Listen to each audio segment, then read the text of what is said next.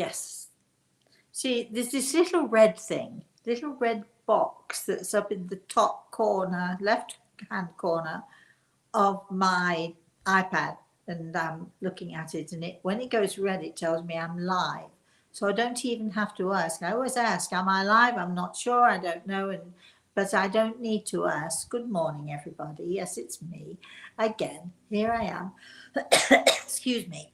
And um, before we begin, I'd like to say good morning to Grey Eagle, who is standing to my right side here. I would like to say good morning to Chris. And of course, I'd like to say good morning to all of you who are joining us. Hopefully, you'll keep coming and coming. How are we doing, Chris? Is there anybody there? Yes, we have people, they're starting to log on because there's always a slight delay for people to be notified you've gone live. Right. Well, okay. So I think I do have a little story. Um, and the story is based around, let's say, around sensitivity. Um, but I'm going to wait to tell that story and for a little while until more people are on. So I think what we should do, I'm thinking this through as I'm talking to you. I think what we should do is, do we have any comments? Is there anybody there? Any comments? Any questions already from the beginning? I think we should sort of go into it a little bit, and then when I sort of feel that most of you are coming on or are on for the morning, then I'm going to tell you my story, and then I shall want to get feedback from you all. So, Chris, do we have any comments? Do we have anything going on at all? We do. Rose was on real early saying, "Good morning. I need to tell everyone here that Rosemary has changed my life again. The most amazing consultation ever. Maybe what you told me can help others. Since our meeting on Tuesday, Jake came to me in a dream and hugged me." Oh, wow. Well, we know that wasn't a dream, don't we, Rose? How lovely that is. Well, I can then, she's given me permission to talk about it, I think. So I can say briefly, of course, I'm not going to go into all of it. It was far too, I couldn't tell you all of it in this hour long show because we were on for way longer than Rose and I and Michelle, her daughter, we were on for way longer than an hour.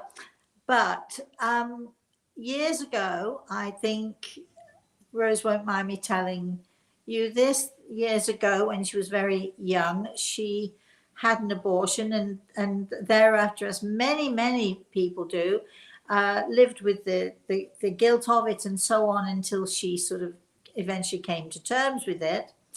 But usually, when I should say, Rose is a client of mine. She's been to me a few times. She lost her husband, and she loves coming to talk to him, and so that's what we do. And usually, her husband, Leo, is very sort of, let's say, how can I say, he he likes to keep the space. He doesn't really allow anybody else to come in.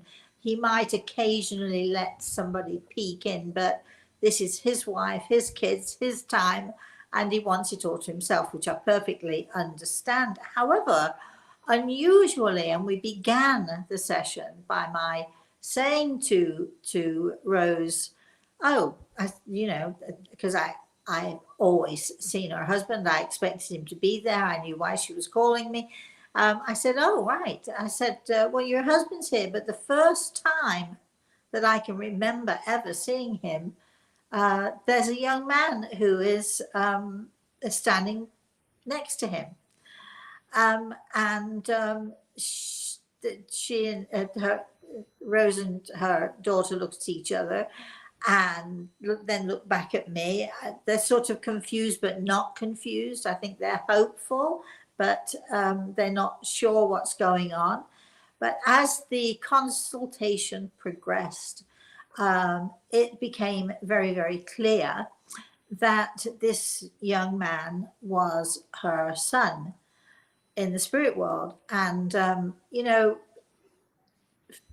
this this is such a good story for all of you who have had either abortion or miscarriage or whatever, because I think it's a good time for me to explain to you that, as it has been explained to me, why I lost quite a few babies. So I would say several babies, because I have a very strange body and everything seems to be not in its right place.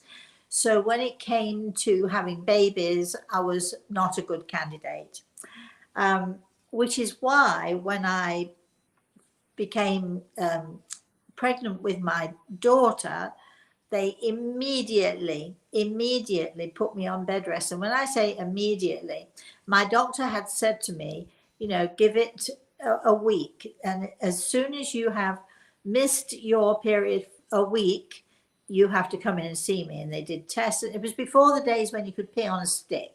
You have to understand. Remember, I'm old. I'm an ancient person. So it was before the days when you could pee on a stick and check.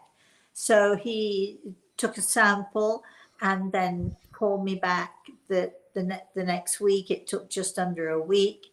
So I went back to his office and he said to me, do you want the good news or do you want the bad news? And I said, okay, I'll take the good news. And he said, well, the good news is that you are indeed pregnant. The bad news is that you are now on full bed rest for the rest of your pregnancy. You are not allowed to move. You're not allowed to get up except if you need to pee. You're not allowed to do anything. And my husband was with me at the time, and he looked at my husband. He didn't care for my husband. And he looked at my husband and he said, I remember very clearly him saying to me, if you can't use a vacuum, learn. If you can't dust or do housework, get someone in to do it for you. If you can't cook, learn.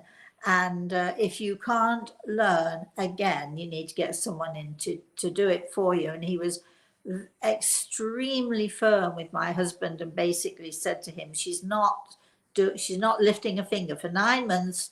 She's mine and she's in bed, and that's the end of that. And it was a big thing because then I mean, my husband would come home from work and the only thing he really knew how to do was frozen crinkle cut chips and frozen something, or and I grew fatter and fatter and more and more and more enormous as I lay in bed.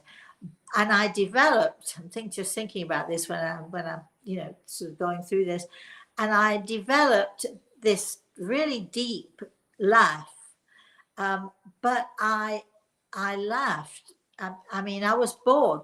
In those days, we didn't have iPads. We didn't have televisions in the bedrooms. So it was read, do crosswords. Oh gosh, nobody does those anymore, do they? I love them. I still do them. But anyway, so it was a trial. So, but before that, as I've said, miscarriages, and it was very tough. And of course, in those days, I really wasn't understanding quite what it all meant. So for Rose, when she came for this consultation, and of course for me in the past, it was explained to me that some souls decide they want some kind of human experience, human interaction. It might be just the experience of the womb. It might be the connection that they want to develop with the mother, with the mother's energy, with the mother's soul, and they want that connection. But they've decided prior to coming here that they only want it for let's say for a moment, for a very brief period of time. And so this is where we get miscarriages and so on and so forth. And it has nothing to do with what we did or didn't do wrong. It has everything to do with the soul that has come to reside within us, has already made the decision to only have that small experience. And some babies decide, some souls decide that they want to take a breath of this human world of ours, but that's as much as they want, because that's the experience that they need. And knowing this, and also knowing that these souls continue and they grow, and sometimes they decide that they are part of our family and want to learn and to grow with that family, with their family, as happened with Rose. They are learning and growing along with the other children, if there are any other children in the family, but they're learning and growing and still connected to us and still connected to, to our souls. And it was wonderful because this young man had, was standing with not his father, but his adopted father, because Rosie's husband was able to tell her that he'd adopted this kid, and at some point the kid started talking to, I shouldn't call him a kid really, because he's a young man, but started talking to me and started to explain his experience and started to explain how he was still connected to Rose and her family. Now she and her son and daughter, who are on this side with us, they had already understood that baby was somewhere, that he wasn't lost, and Rose had given him a name, Joshua, and this boy standing next to her husband looked me right in the eye and he said, "My name is Jake." Now, it's a good thing his name began with a J, because Rose had her children's names tattooed, or the first letter of their names, and she'd had JMN. So they're her children, the initials of her children. And I said, thank goodness she didn't have to get that tattoo wiped off. So now through this consultation, they got to know each other, and she heard for the first time about her son in the spirit world, and she absolutely knew that it was a boy, and she absolutely had been connecting with him, but had never heard from him. So she wrote in this morning to say, I think everyone should know this story. And also, Jake came to me in my dreams. We know it wasn't a dream, it was a reality, but Jake came to me and he hugged me, and she tells us that it changed her life. So thank you, Rose, for that. Thank you for allowing me to tell that story. It's your story. When you come to me for a private consultation, I can't tell. There are so many stories I want to tell you all. There are so many experiences, and I just want to be able to tell you. But a private consultation is a private consultation, and unless I get permission from the parents to tell the story, then I can't tell. I just can't tell. Now, in the books that I've written, of course, I tell those stories, but I change the names and sometimes even change the town that the event has happened in. And my first book, The Eagle and the Rose, is an amazing story. Amazing. That was years ago, but it's 20 something years ago, actually nearly 30 years ago. But the story was so stunning, and it was a miracle. It was an amazing thing. But when I wrote the story, I had to change his name. I changed the location of the accident so that nobody would, put two and two together and understand that it was the grandmother of the boy who came to me. So I can tell the stories in that way, but it's wonderful when somebody comes and they say, I don't mind if you share my story, because sometimes I do reach out and ask permission to share people's stories. But thank you, Rose, for that. And thank you for understanding that there are so many people out there who have had abortions, miscarriages, whatever. And there is a perfectly good reason for it, because it's the choice of that particular soul as to how long they're here for. And also, it's it tells us that they're still with us, that they're still part of our family, that they didn't die, they've not disappeared, they didn't die. And I think, you know, it's wonderful for people to know that, you know, their children live on and continue to live and to be a part of our family. Chris, is there another question before I move on, or any comments to that what I just said before I'm going to tell you my story of sensitivity? Well, it looks like Julia, who is on in our chat room, says, "Good morning. It's my 54th birthday today. Woohoo!"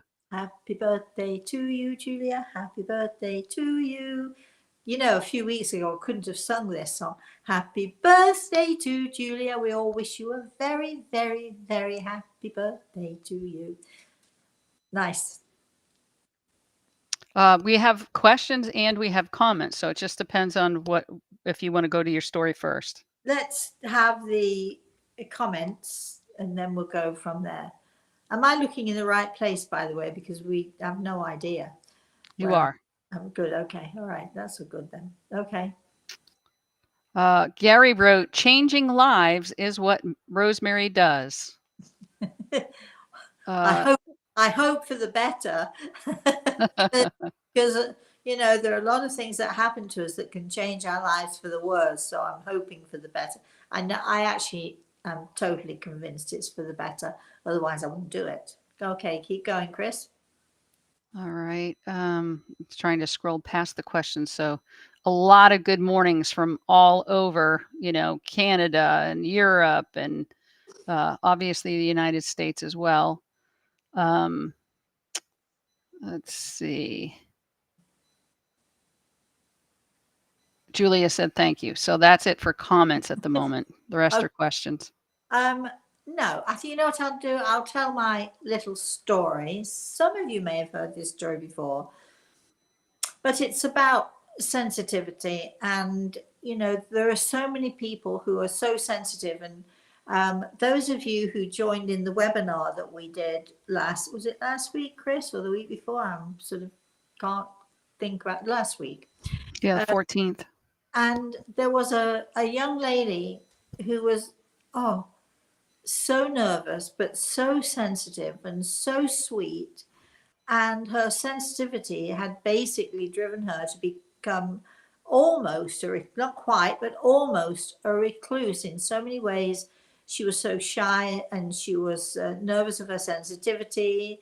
And obviously, people had, you know, called her out on it and sometimes made fun of it or being a little bit cruel about it, as people tend to be. And it riles me a little when I see the bullies. Here we go again with the bullies. We're not going to get into the bullying thing. We did enough of that last week. But you know, sensitivity is seen as you know, the old thing that boys don't cry, and well, boys should cry and girls should cry. And I was always, as a kid growing up, I was known in the family as the crybaby.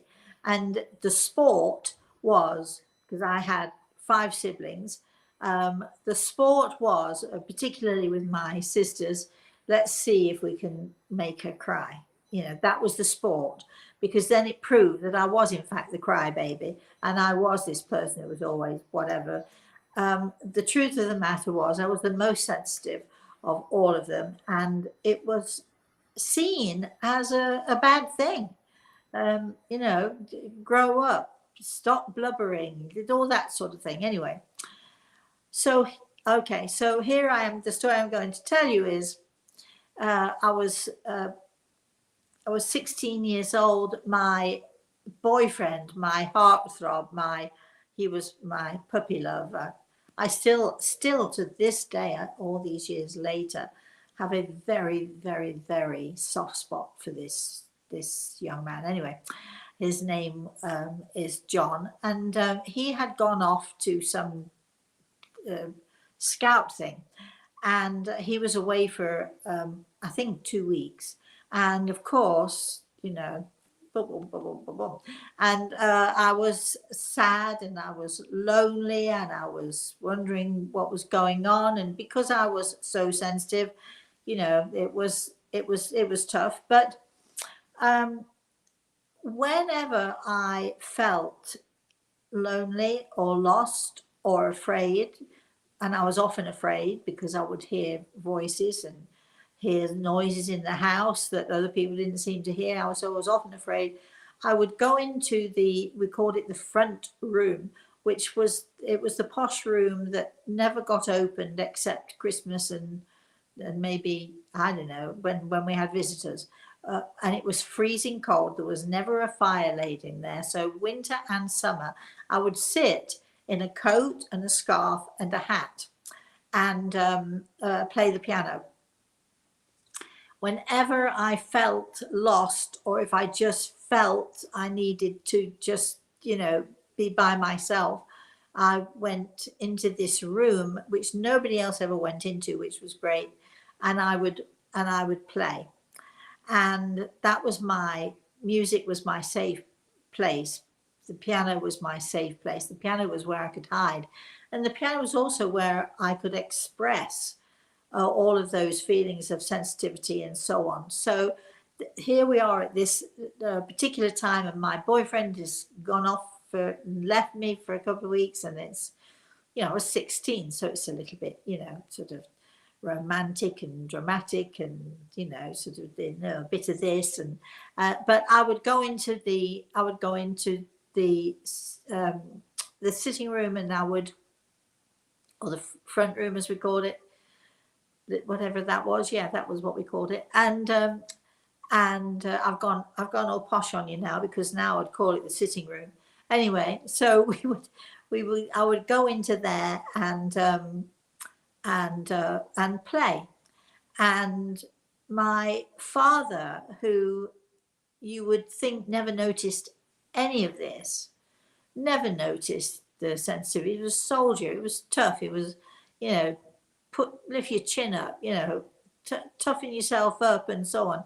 I had no idea, but he must have been very, very aware of my loneliness and my sensitivity. I can remember my father was more brutal with me than with any of the other kids. And I remember my mother once, in a moment of weakness, I think, I'd come home, I'd been working really, really late, and my father, I had a curfew, 10 o'clock, and he would sit in his chair every time I walked through the door, and if I was 2 minutes before 10, or even 9:30, or if I was 2 minutes past 10, his words would be the same, and he would look me in the eye, and he, in this sort of sergeant major's voice, say to me, you know, when I say 10 o'clock, I mean, and this was regular, it was almost every night. When I say 10 o'clock, I mean 10 o'clock. I don't mean 2 minutes before, and I don't mean 2 minutes after.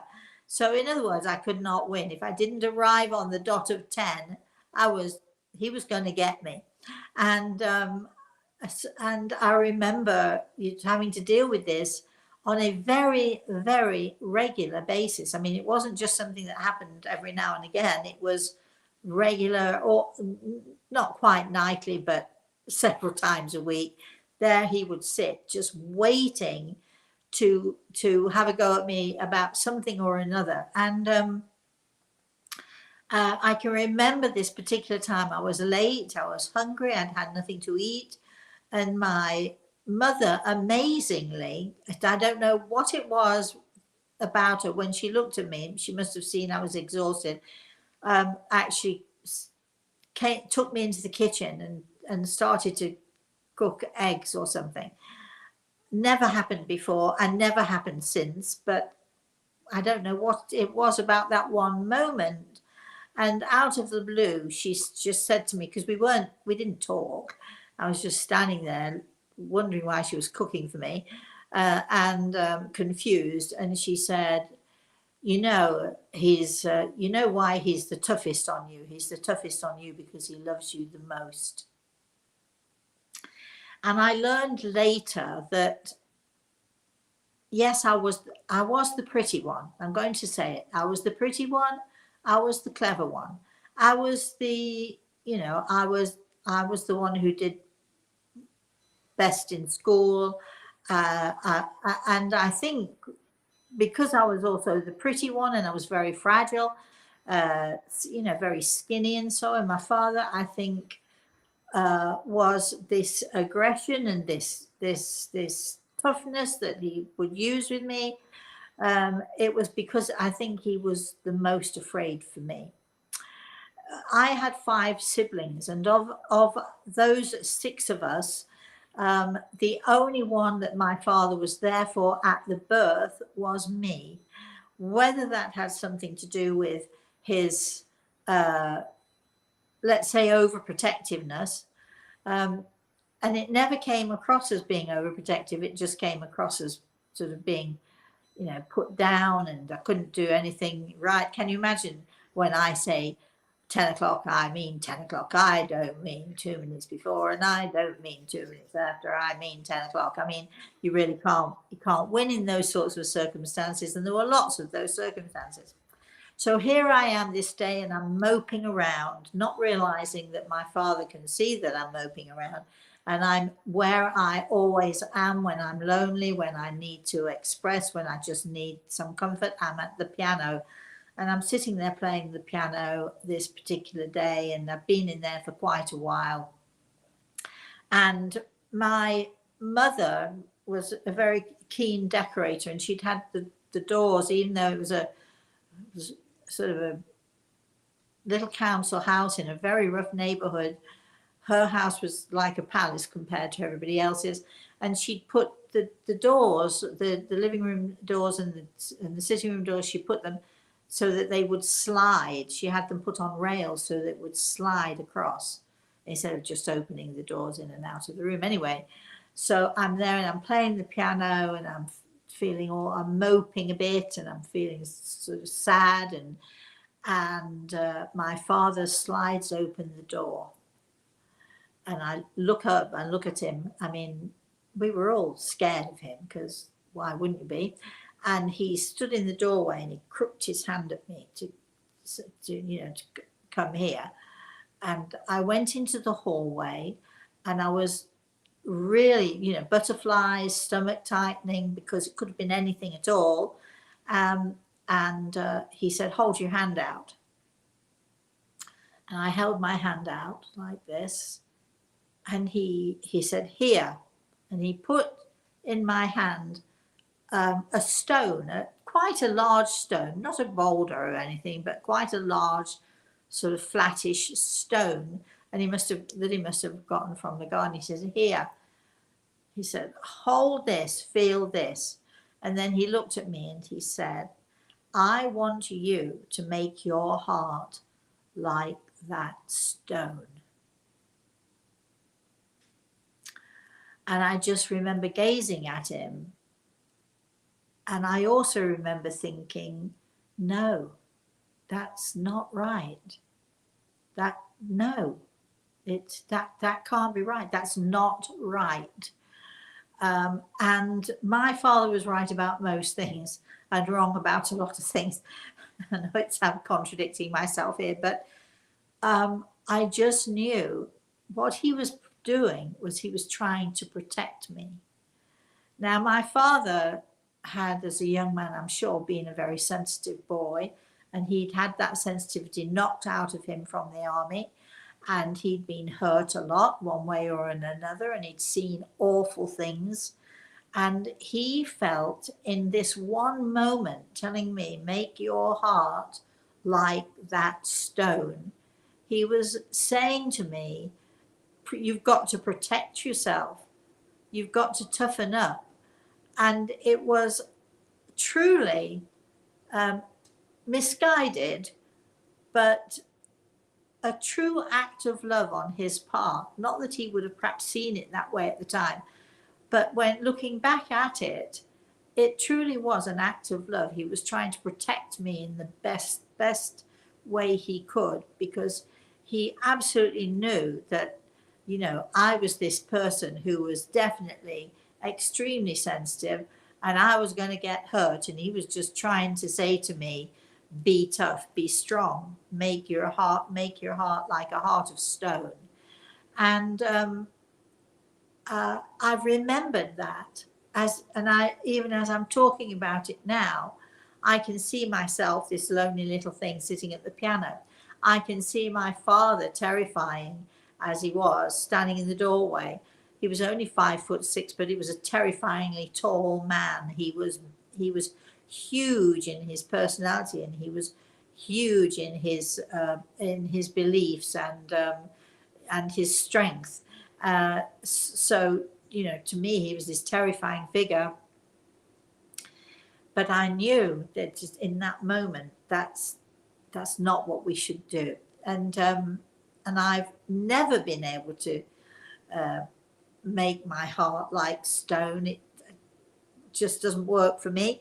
And I've been through many experiences in my life which have been tough, which have been harsh, you know, which have been often cruel. And I've had people say to me, and well, you'll learn now, won't you? You know, you won't do that again. You won't be so soft again. You won't be so.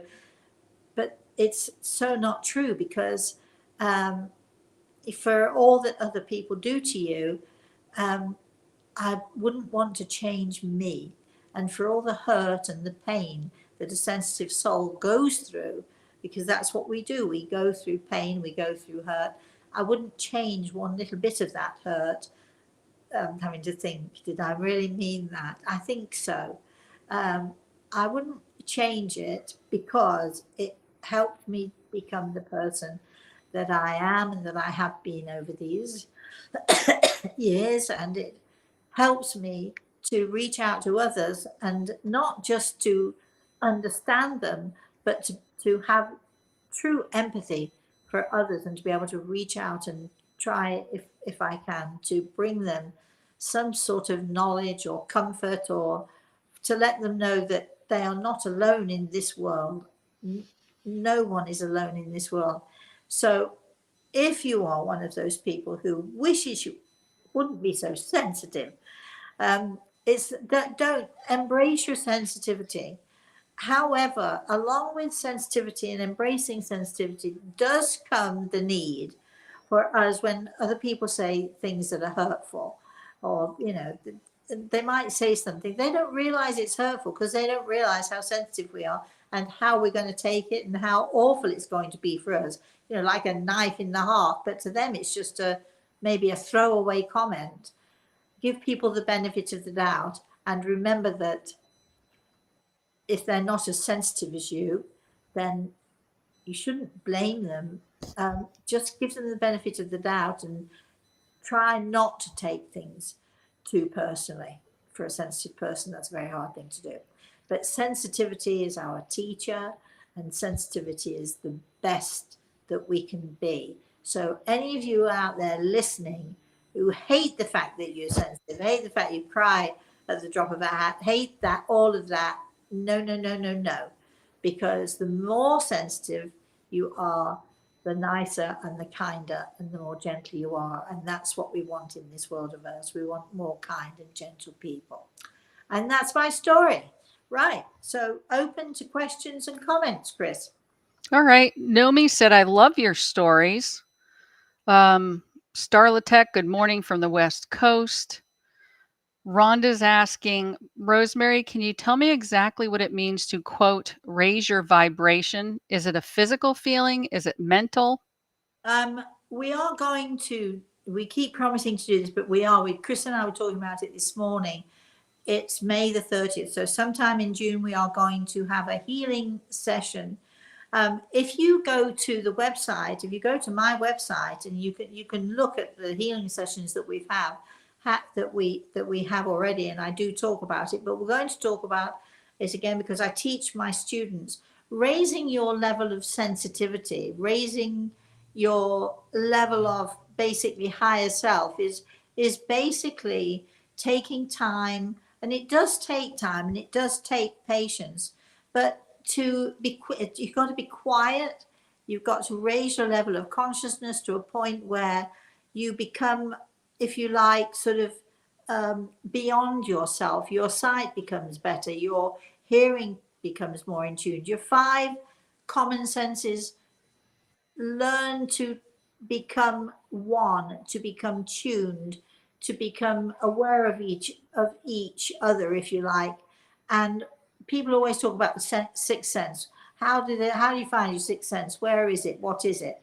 Well, it's very simple, because when your five senses come together and are tuned in together, which we're going to talk about, and how you do it, and how you can practice doing this, and spend time learning to do this. When your five senses actually come together, then your sixth sense blossoms through them. It can't blossom. There is no sixth sense without the five common senses fusing together, joining together. In other words, they all have to be on the same wavelength. You have to get on that vibrational level, which is sameness. And the this world of ours is, it's all about energy, and it's all about vibration. How did, whichever mountain it was, there's this huge uh, mountain, almost like an obelisk. On the top of it is this big stone, and nobody knows how it got there. And there's a theory that it was vibration, and people coming together. There's vibration in music, there's vibration in sound, there's vibration in, wherever you can find it. And there's vibration, tuning into that vibrational level that you need to raise your level of consciousness, so that you become more aware and more sensitive to what is out there. It's all about sort of being quiet and tuning into the five senses and allowing them to come together to create that sixth sense that we all need in order to connect with our higher power, with our higher self. We need to connect with our own soul. We need to listen to the voice of our own soul. Does our soul have a voice? You betcha it does. So how do we do all of that? So, when we do these healing sessions, we're going to be talking about a little bit about that. Chris. All right, Michelle has two questions, and I'm going to take the second one first, simply because what she's expressing here, people are asking in your email and obviously in the chat room. So maybe you can explain it. So she said, my husband passed away last March, and I really miss and love him. And I am wondering if he comes through, if you could let me know, please. So there are many people in the chat room who basically say, can you feel anyone around me? And they want you to give messages, Well, of course. here quickly. Of course they do. Everybody wants a message, right? And it does happen on these shows, and everybody wants a message, but I am a very responsible person. So unless I am instructed by Grey Eagle to do this, or if I'm listening to a question and suddenly Grey Eagle will say, oh, this is here or that's here, of course we want messages. But I was talking to a couple the other day. Everybody says thank you to me when they come for a consultation. And Rose, on her chat, Rose said it was an extraordinary. And my consultations are, to me, 99% of the time, they're extraordinary. And they're extraordinary because these people, when they book an appointment with me, what they're doing is they're opening the door. They're opening the door and allowing their loved ones to come through, and they're giving me permission to talk to them. Now, a consultation it's down, you'll see it. If you go to the website, it says 50 minutes. To be honest, I've never done a 50-minute consultation in my life, not a thorough consultation. So, you know, when you book, just book a little extra time. A lady made a mistake of having a meeting booked after she spoke to me, but we were still going, and she was, oh, fiddle, you know. But so, you know, always book a little bit of extra time. But there are ways and means that we can ourselves open the door to allow our loved ones to connect with us. And again, we're coming right back to this, you know, idea of raising your level of consciousness, connecting with the you know, a certain vibrational level.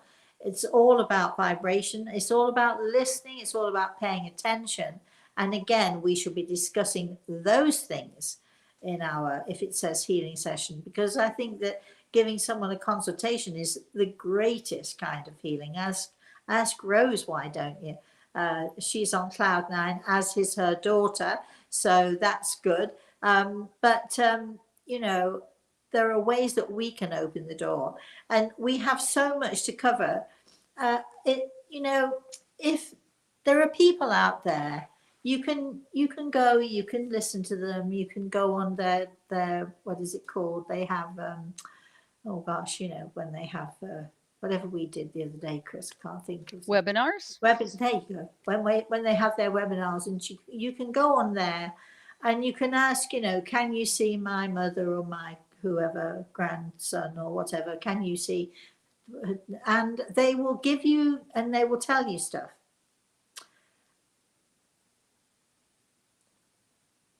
But is it real? Because I don't do glib, quick messages, which is very true. But at the same time, if you go back on these shows, you'll look and you'll see that occasionally I do give that quick message because Gregor has instructed me, or he's here, or he wants to give a message, or so on.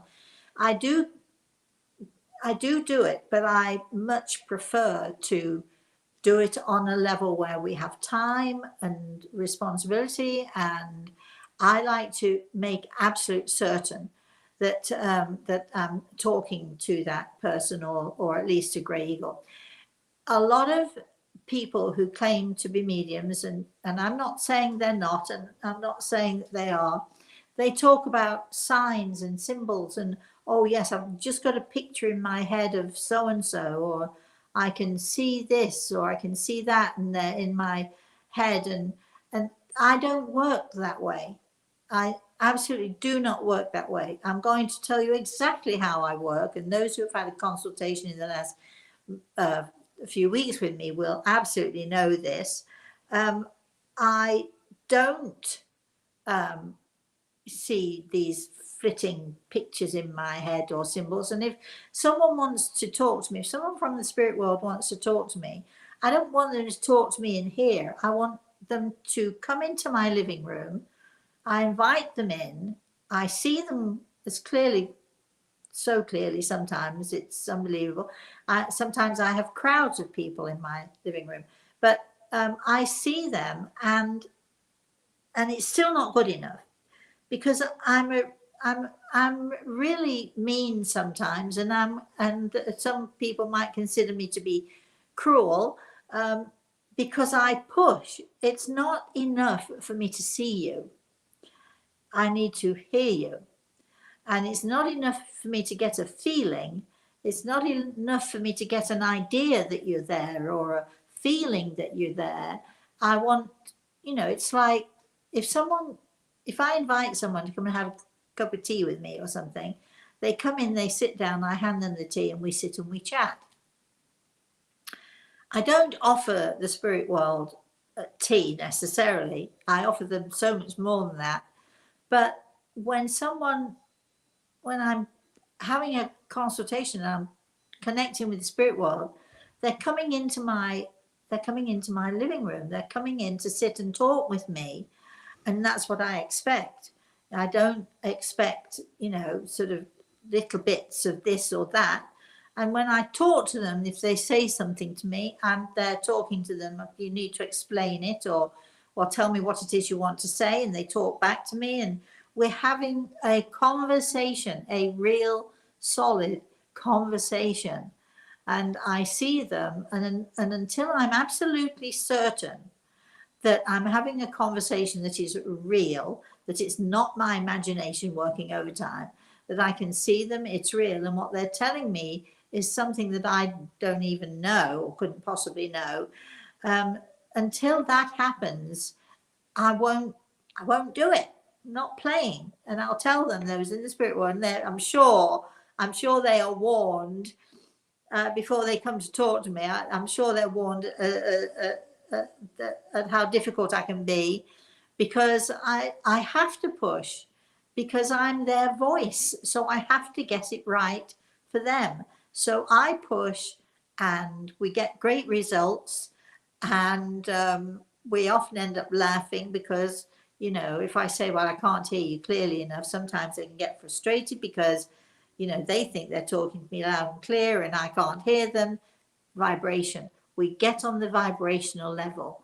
And as long as we're on the same vibrational level, which is the majority of the time for me, I can connect with them, I can talk to them, I can see them, and they can tell me all sorts of stuff that and I watch people's faces when I give my consultations occasionally, because I'm not always looking at them, because I'm looking at the people in the spirit world, but occasionally I'll look at them and their eyes are wide and their mouths are open, and they how could you know that? How did you? Because I have your let's say in Rose's case, I have your son here. He's standing looking at me. He's explaining what happened. He tells me that Leo, who's your husband, is not his dad, whatever.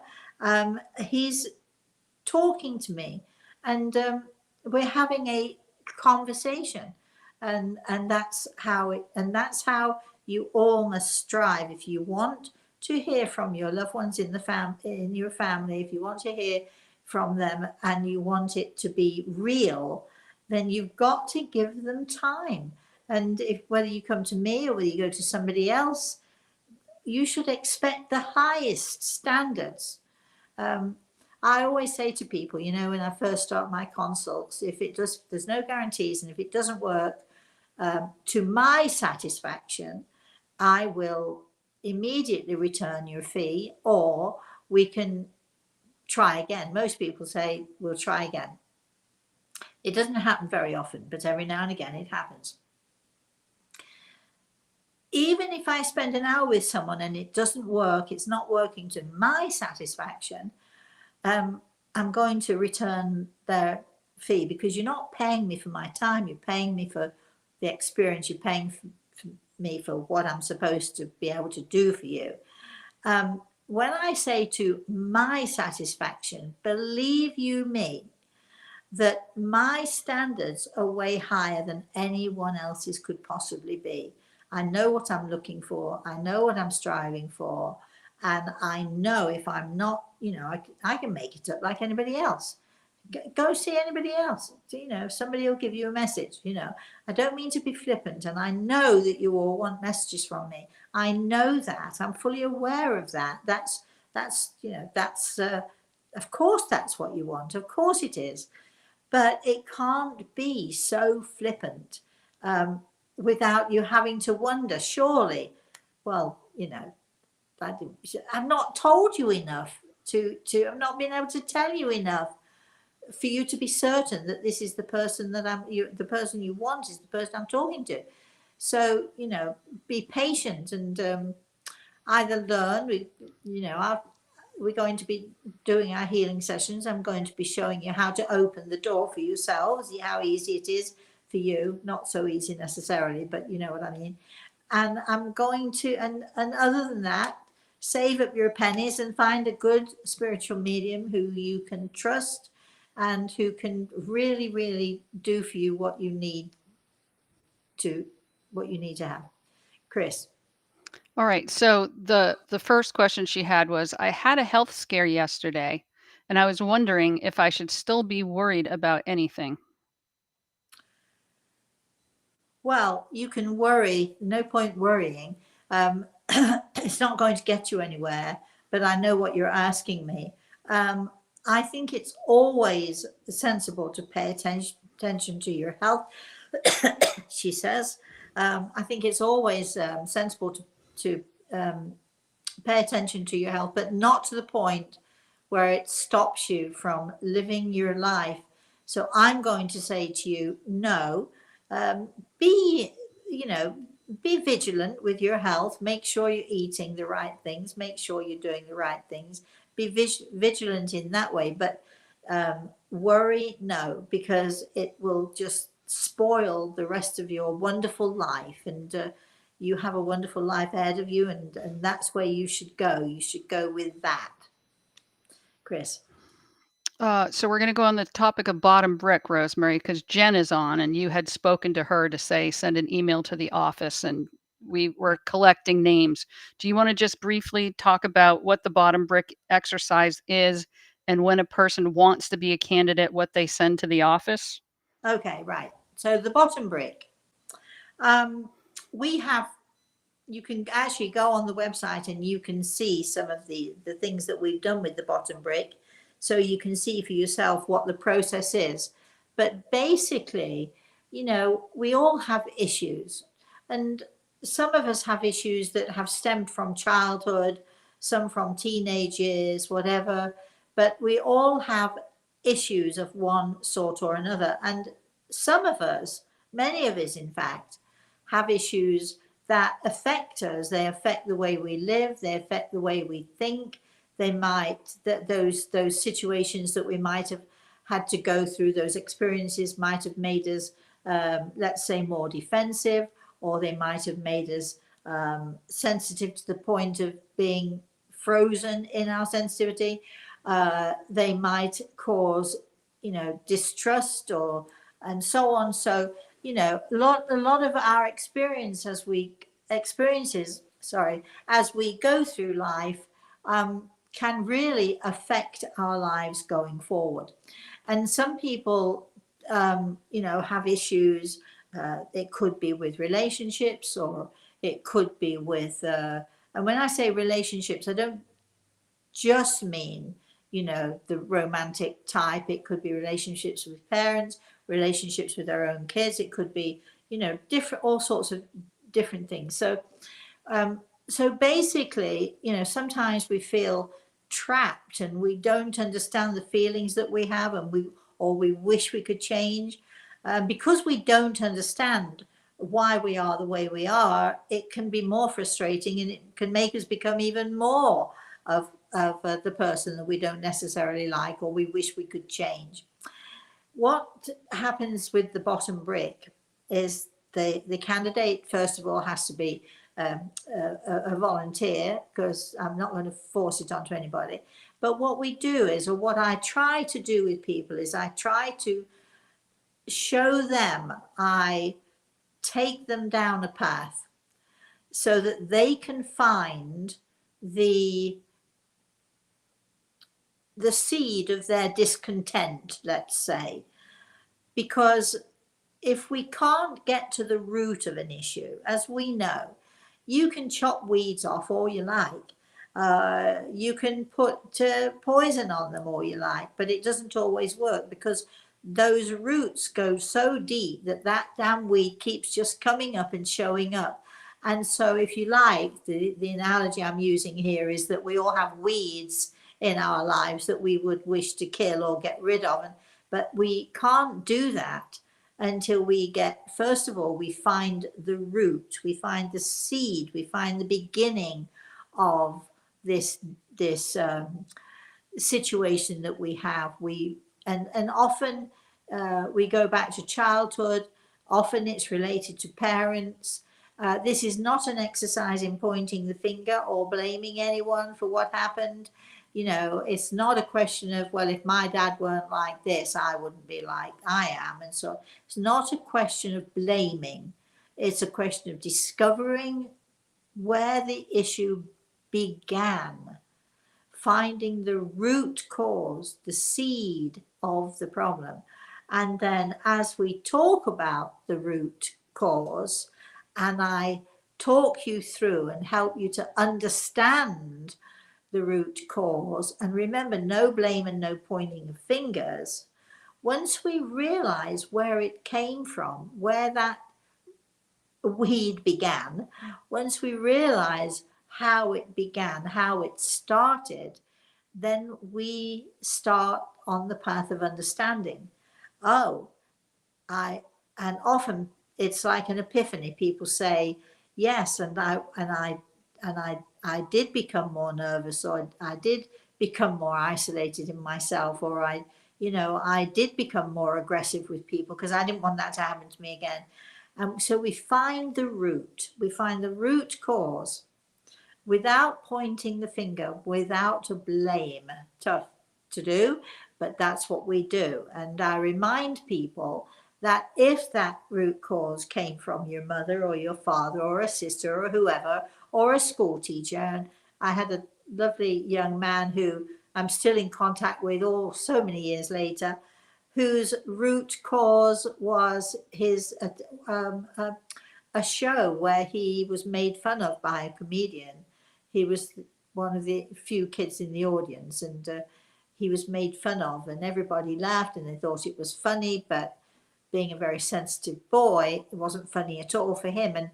And without realizing, he had carried that and had allowed it to affect him, and he hated people laughing at him, and he always wanted to be a serious person. He wanted to let people know that he was a serious person. And anyway, so the bottom brick is finding the cause, helping you to find the cause of the problem, where it first began, because once we find the root of the weed, we can yank it out and it is no more.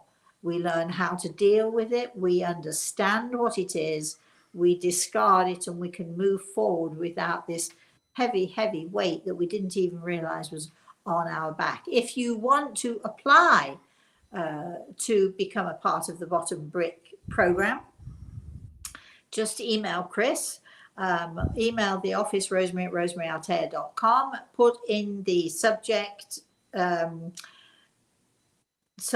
part, Bottom Brick, and then write, I'd like to be a candidate, and just write a brief response, just a brief explanation of why you think that you would be a good candidate for that. And then we will, choose, and and then we'll see what happens from there. So that's it. Okay, I think I've explained it, Chris. All right. Next is from Barbara. Hello, Rosemary. I'm heartbroken. Last week I had to euthanize my beloved cat, Daisy. My other Oh, dear cat, Elsa, died in February. Are my kitties near? And now I worry about my dog, Zoe, who is almost 13. Should I have her teeth cleaned as recommended? Will she be okay with the anesthesia? I am fearful of losing her, and thank you for your help. oh, geez, I'm right with you there. I think yes, the kitties are fine. I'm asking Grey Eagle. He has his hand on my shoulder here. Yes, you know that. I think you know that they're fine. The puppy, I can remember with Cachorro, a big part of his health issue was, in fact, what did him in the end, should I say, was his teeth.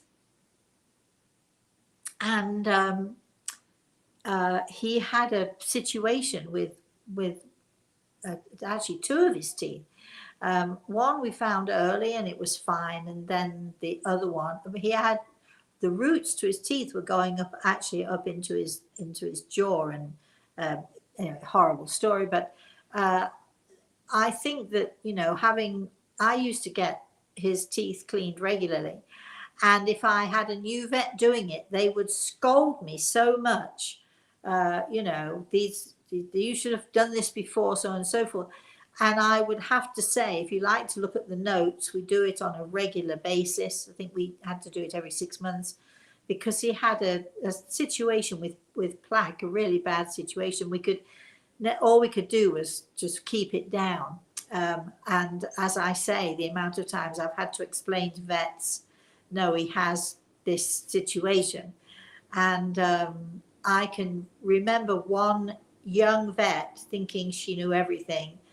She was an intern in the veterinary surgery, came in and actually said, how dare you allow this toast? And I, boy, oh boy, you tell me I'm a bad puppy owner, I'm going to go for you. And I went for her and I said, you need to look at your notes. And I was so upset. I was so angry. I burst into tears at the same time, but I was crying because I was so angry that someone dared to think that I didn't care for my puppies. And she actually, my vet came in and he, of course, knew all of the history. And I think she was reprimanded, not because I could see why she'd be horrified.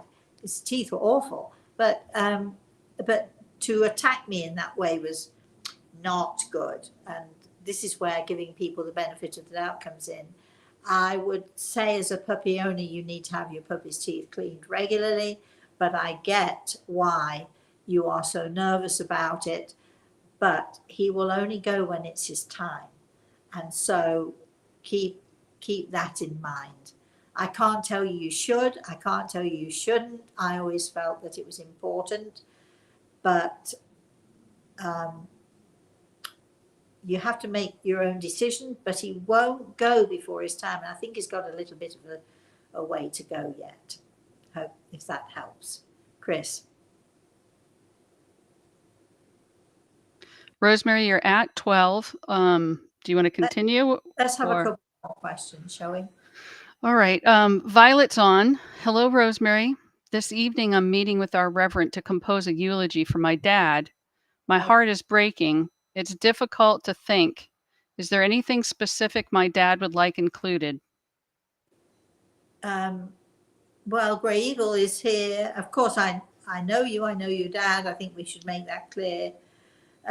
Although you know that I am so sorry for the pain that you're going through and the loss. I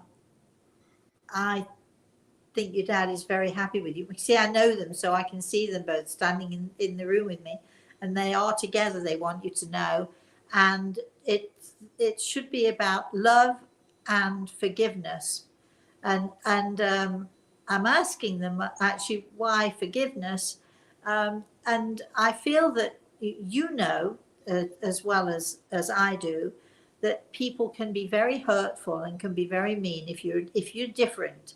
If you are a different person, you're not normal. People would say, I'm not normal, I'm happy. I'm not normal. I don't want to be normal. I've never wanted to be normal. And I know, Violet, that you're not normal. And isn't it great to be not normal? But there are people who can be mean, who can be. So I think your dad, when he's saying that, means, forgiveness of other people's, awareness and misunderstandings of who and what we are. And as you know, my thoughts are with you. Chris, let's take another question. I'll give you 2 comments. One from Dean. I had a consultation with Rosemary about 18 years ago. I was in a deep, dark place from an ugly divorce. Rosemary brought me messages from my dad and grandma that instantly changed my life. I never looked back. Oh, thanks, Dean. Where's my letter? Dean sends me a letter every year. Have I had one this year, Dean? I don't know.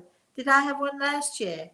I missed my letter. Dean would write to me every year on the anniversary, I think, of the consult, and would just write me and tell me how how important that consultation was. And I miss my letters. Anybody who's had a consultation with me, of course, I can't talk about it unless you allow me to.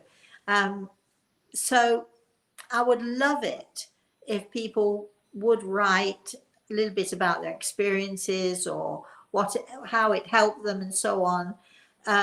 Because we would love to put these letters up on our website to show people, to show those people who haven't had that experience, how it literally can change your life and how it literally can make an enormous, enormous difference. So, please feel free to write to me. I had a wonderful, wonderful letter from a couple who had lost their baby. Um, the consultation was, I think, last week, and yes, I think so. And I've not replied yet, but it was such a heartfelt and a moving letter, and I felt such joy that they had really felt reconnected with their little girl and totally reconnected with and helped with everything that they were going through. I'm going to write them and ask them, can I put this letter up on the website? Because I really think I know people love my stories, but I love your stories.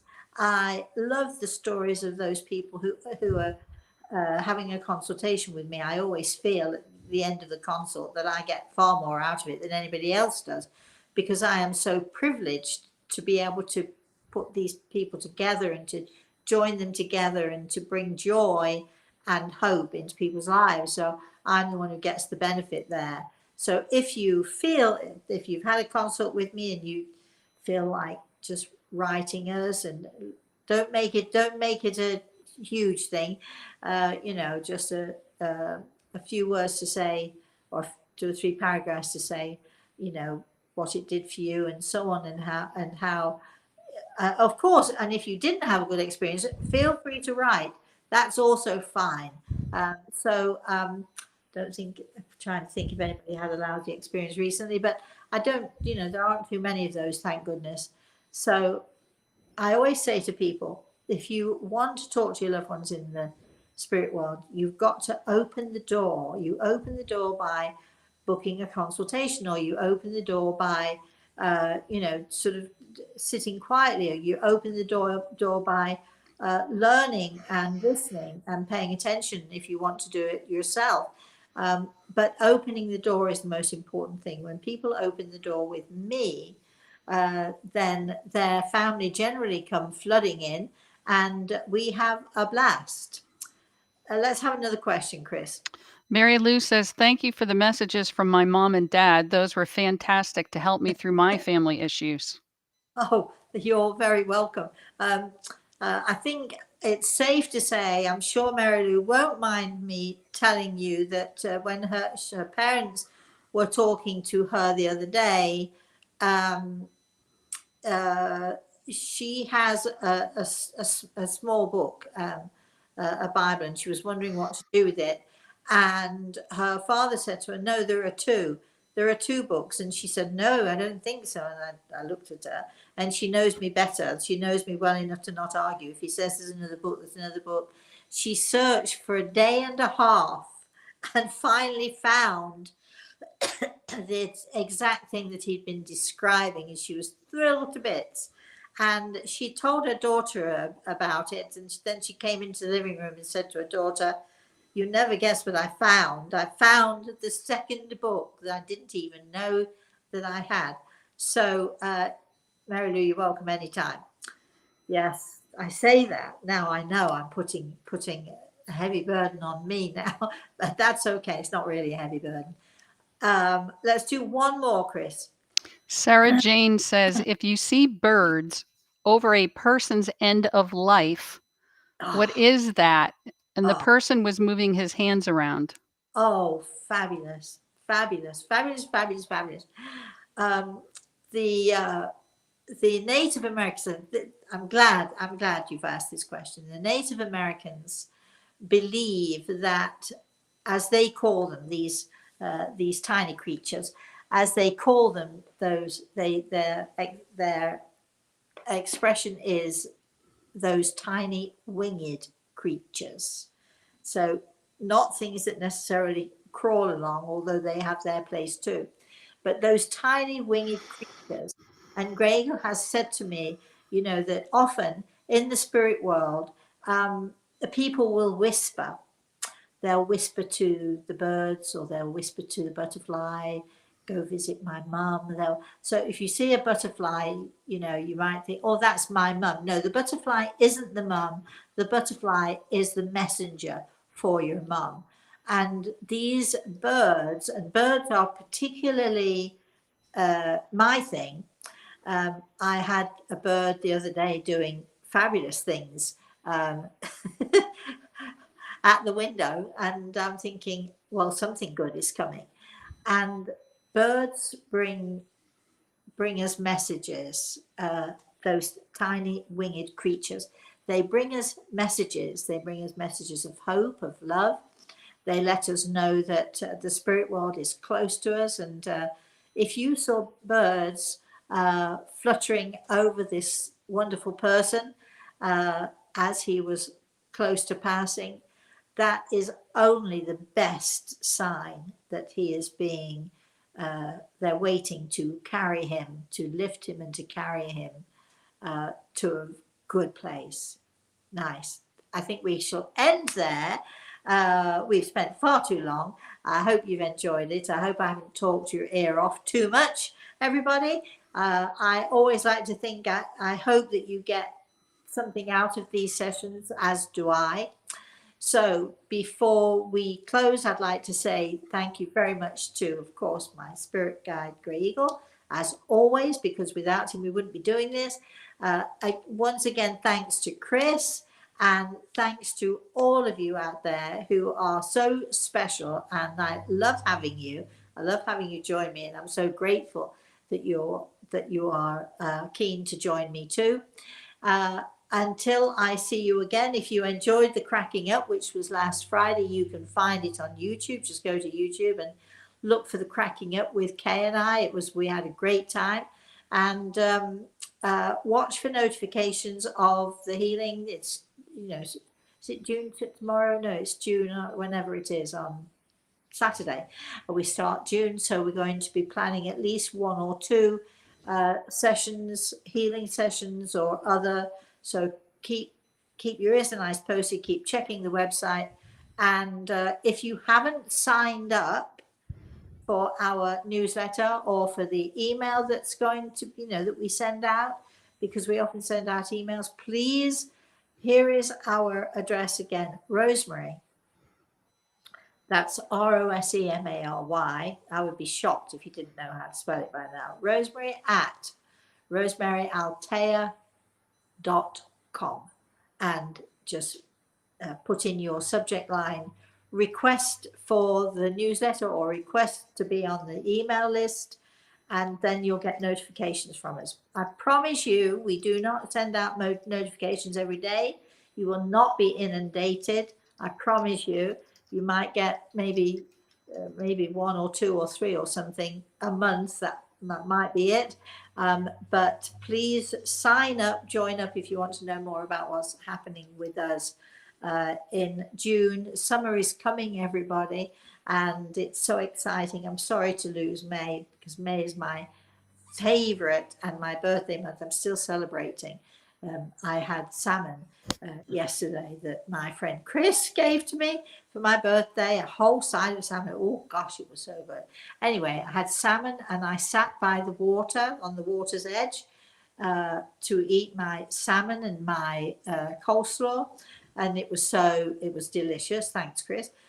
So anyway, until I see you all again, please, please, please have a very, very blessed rest of the day, everyone, and have a very blessed weekend. We shall be back next Thursday as usual, but keep your eyes skinned for any other news of when we're going to be around. Bye-bye, everybody.